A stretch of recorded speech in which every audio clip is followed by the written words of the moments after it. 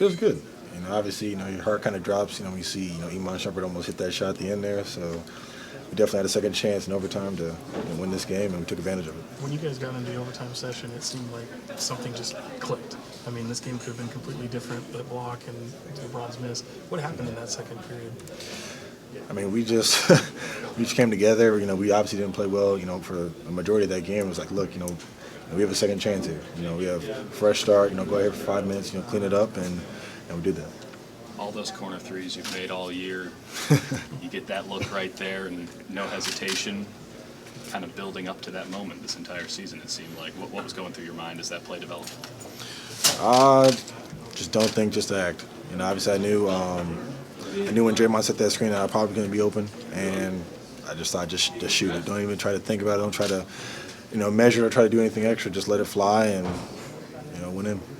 LeBron scores 44 points, but almost all of them seem totally contested. The defensive gameplay was obviously get one guy on him and lock down everybody else, and if he makes them, he makes them. You have to be proud of the effort, even though the box score might indicate something different to those who weren't watching. Exactly. I mean, we knew coming into this game that he was going to score, and he was going to have a big night. But the biggest thing for us was eliminating everyone else. The fact that we were able to kind of take J.R. Smith out of the game, take Tristan Thompson out of the game, do our best job, to limit Kyrie and those other guys. James Jones, Dellavedova. I mean, that was big for us. I mean, because obviously he's going to score, but if those guys pitching 10, 15 points apiece, then we have a problem. What does it do for you when Iguodala is that hot and scoring the way he is? I mean, that's just a huge lift for us. I mean, anytime we can, have, him contribute, Mo contribute, Sean come in and get baskets. I mean, that just helps us so much. Just because, obviously, Steph and Clay are carrying a huge burden. How much of a lift was Mo coming in? You guys hadn't had him in the last couple series. You guys are down. You bring in Mo, and he does what Mo does. It's always good to have Mo buckets out there. He's like, I don't know if I'm going to get any minutes tonight, just coming back. But, Coach lets me off the leash, and I'm going to be ready to go. And I just kind of laughed with him before the game, and he followed through. He was ready to go. Some guys talked about having some butterflies in that game one, or at least for this game one, fall behind 14. How did you guys overcome that? How do you overcome that? I mean, just realizing, look, we're all in the NBA Finals. This is a moment that we all dreamed of. So, of course, it's going to be jitters. We might turn the ball over. We got down early, but just continue to play out. Continue to play our game. We finally settle in. We'll get some things going, but at first, it's going to be a little bumpy. Was there anything you learned in this game that you didn't pick up in the game plan? Something you learned on the court tonight that you've been playing game two?